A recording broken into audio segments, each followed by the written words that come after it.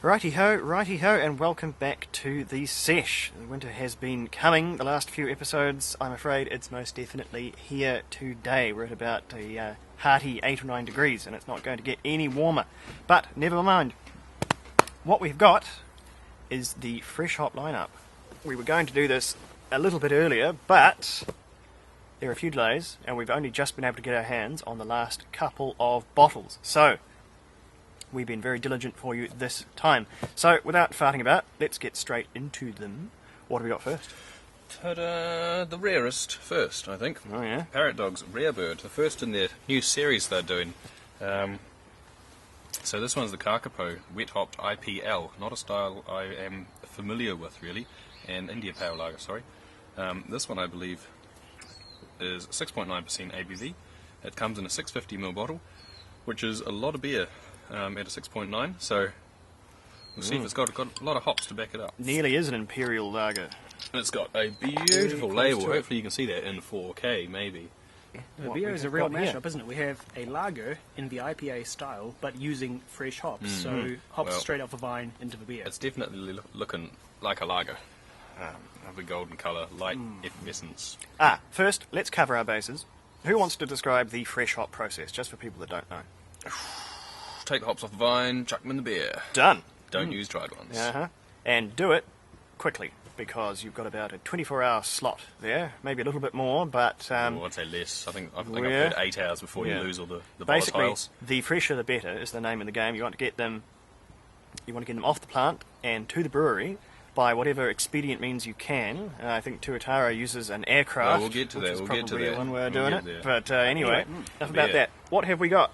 It looks more or less like a lager, only it's got a little bit of cloudiness going on, which can be a good sign of really heavy hopping, which this one does. The smell is remarkable. It is deliciously sweet and sticky. Yeah, that's pretty glorious, actually. What a one to start on.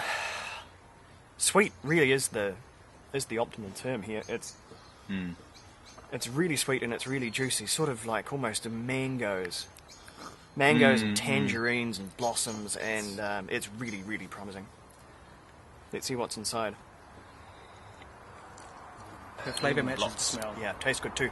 There's so many things in here.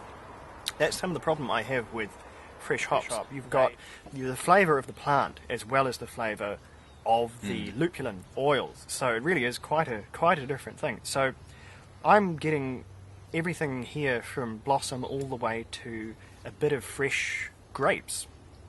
If you had a sort of a fresh Sauvignon grape or something like that. All of that is in here, and it's a really, really good showcase. This is a brilliant one to start on. It really, really does capture what fresh hops are all about. They call it an India Pale Lager. It's not like any IPA or any lager I've ever had. It's really unique and really just... It doesn't taste tasty very beer. lagery to me. If you'd handed me this blind, I wouldn't have hesitated to say it's Got too much flavour. It's an IPA, but that's probably just my prejudice against lager speaking more than anything else. So has that one got you booming? That has, actually. Yeah. And that is a Kakapo joke. Yes. Righty, on to the next, and it's another oversized bottle. Deary me. From slightly south of the last one, we've got Nelson's own Sprig and Fern Harvest Pilsner. No, not that. So it's actually looking very similar to the last one. A little bit more of a fizz on it. Yeah, it's clearer. I think it's slightly paler. A bit more clarity. 5% here. Yep. Slightly more sensible strength. And of course it is a Pilsner. And they've got some Mochueka and Sauvin. So the usual deal. Sauvin, eh? Really? Yeah, Sauvin everything's got doing Sauvin. the rounds. Certainly it has been the hop of the last couple of years. It's dry, it is quite gristy. And I'm getting more Sauvin than I am Mochueka necessarily. But that's sort of what happens when you put Sauvin in. It's a very dominant hop. Anyway, let's see. That's definitely a Pilsner. It's very citric. It's probably... We're probably dealing with something with maybe half the hops of the previous beer, so we've got to sort of realign the buds here to get back into sort of normal strength Pilsner mode. It's sort of Citrus up crackly. front. It's a sweet And then citrus, so a sovereign on the back. lemonade asspect. No, that's it exactly. Yeah, proper old style lemonade. Yeah, no, kind of a bitter lemonade, then into that sort of gristy Pilsner malt coming in, sort of almost a Munich-y kind of a taste there. And very bitter. Good strong bitterness on it. No, extremely refreshing. As for the fresh hop character, it's far less evident here because it's not so planty. Because intrinsically there's it's less hoppy sort of style, but not hugely obvious.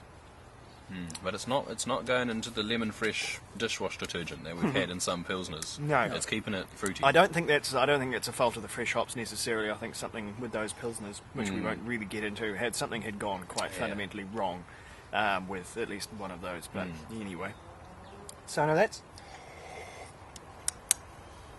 very nice. I feel coming up against that last one has probably got a bit of a hill to climb. All right, what's next?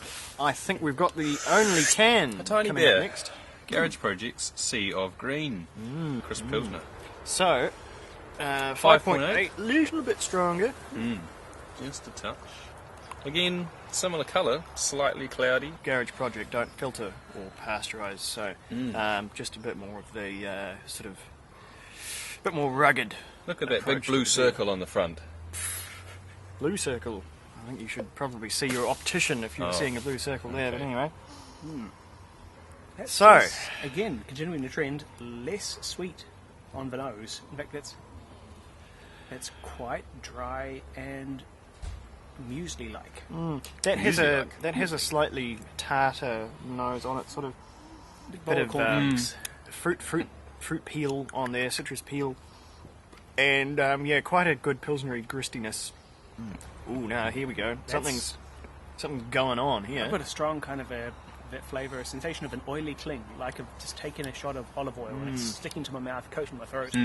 This It's one, doing that, but with hops. this one is really bringing the vegetable flavours that you can get with Bring in the veggies. fresh hops. There's quite a like a cooked vegetable thing going on in here. It's a goulash in a glass. Yeah, I don't think I've ever had goulash. Oh, you're missing out. It's quite leafy, quite grassy, and there's a really distinct cooked vegetable thing. They call it a crisp pilsner. I don't think it's all that crisp. It's just a bit more, would you say, interesting rather than fresh necessarily. Yeah. It certainly showcases the fresh hop spectrum, just in a maybe slightly less balanced way than it necessarily could. No, not necessarily Lovely. my cup of tea as a pilsner goes, but definitely unique. And No, full as a character. pilsner, I think slightly confused. I think it's getting a bit aily. As a beer, I think that's all right. I think that's very interesting. Oh, yeah, that's a good one. Anyway, we will take a cut and then come back with a couple of Townsends. Righty-ho. Up next, we've got a pair of Townsends. Another Pilsner. Very strong hand. Oldham's Tap, Townsend's, collaborations with Liberty. This one's 100% Riwaka hops. So, we'll see how this one compares to the other Pilsners. We're on quite Apparently a there's pilsner some streak. sediment. So either the That's a leaf. pilsner style really lends itself to fresh hopping. Oh, or yes, else it does, Something yeah. else at play here. Pilsner styles, hops I shine think, in Pils, don't I they? think probably more than anything else, because the malt is sort of crisp and clean, and that's how it should be, so that any hops over the top have a nice blank canvas to sort of paint. It their gives you a good picture, such podium that- to mount your hops on to Yeah, show them yeah, off yeah. to best effect. And so, I mean, lager is perfect for that as well. I think we're going to see more of those in the future, because IPAs, usually by the note of their strength, actually have quite a lot of malt going on. So the hops have to work that much harder to really express themselves. I've found some of the very best fresh hops this time around have been lagers and goldens as well as pilsners, rather than the IPAs. But that's just my opinion. Strength this time is a mild 5.3. That's quite a Oh, look at all pale. those bitties. Apparently, and this is a single origin hop. Yeah, all from one farm. Rewalkers from Colin Olden's Hop Garden. It's a very pale buttery straw colour. A little bit of cloudiness. Yeah, we have that cloud, and I think it's... Well, it's going to be interesting when we get to the I bottom think it's of this bottle. unfined because, yes, there is a bit of bottle condition going on in this one, which is always interesting to see. Some However, rubies. I'm not seeing too many problems in here. There's a bit of passion fruit going on the nose. Oh, yes, there is. Oh, that's extremely I like fruity. it. Bit of passion fruit, bit of passion fruit sorbet. In fact, quite fresh and sweet. I'm not actually getting a lot of malt. The malt is quite subdued. So let's see. Oh, wow. No, definitely passion fruit sorbet. That's almost sorbet with ice cream going on there. That's passion fruit the whole way through. There's even the acid component. Yeah, It's sweet, just a little bit sharp too, like a strong marmalade. which you do not get without the fresh hops. That's really, really rather good. It's very good. Not a stereotypical Pilsner. No. Not your archetype. Again, this could easily be an ale. Beer terminology is very... It gets quite acidine quite quickly, I think, so just enjoy the beer, really. Here's a bit of beer trivia for both of you. Why is it Mr. Oldham's hop garden and not a hop field or a hop plantation Oh, or right. anything like that, Okay, sure. or a hop farm? Why is it a garden specifically? It sounds more boutique, doesn't it? And craft beer is all about the boutique. Nope. You got anything for me, Dave? And Mr. Oldham actually grew hops in his garden and expanded from there? No. Think back much Royal further. Garden. Nope. Garden. Nope. It's hop garden, and they're all hop gardens because of tax dodging, like so many things. Same reason we have unmalted barley in our Irish whiskey. The same Don't reason. say that. The IRD is going kinds to of crack things. down on Mr. Oldham now, and we'll get No, I really think expensive he's beer next year. It's it's largely a traditional thing now, but back in the old days of taxation, back in merry old England when they were growing hops in Kent and things like that, the government of the day wanted to bring in a tax, as they are wont to do, on all things agricultural, and hop farms or hop plantations or whatever people were calling them, areas of hop growing commerce were due to be taxed. So the hop growers, crafty as they were, found a way to circumvent this by designating their hop fields as gardens. Public areas where people can come for a walk, bring the dog, whatever. There's just also hops growing there. I'd go for a walk. Just Delicious. chip. Delicious. All right. Well. Next on the agenda, it is another Liberty collab with Townsend's. It's the last of the summer ale. It has been fresh hopped with Green Bullet and Nelson Sauvin. So that's brave, actually putting Green Bullet on the label. I guess Not so, the most yeah. popular hop in New It's in Zealand. very small text.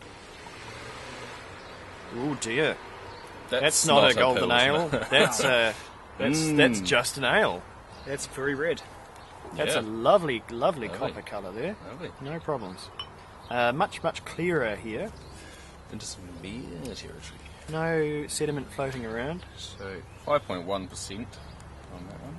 But let's see. There is a fresh character struggling to come through there. There's fresh oranges. Oranges, mandarins, that sort of thing. Quite a lot of zest. Quite resiny as well. It's reminding me a little bit of the remarkably good Three Boys fresh hopped IPA. As for this one, I'm trying to describe that flavour. It is at once familiar but also really, really unusual. It is one of those flavours which I know instinctively. Does it smell like mowing the lawn? No. It tastes of, I'm not sure, toffee apples? there's a certain boiled sweets. There's like a barley sugar, The English malt base, I would guess. barley sugar. I suppose toffee apple isn't far off because there is some sort of apple skin. There's a fruity ester quality coming through from the hops.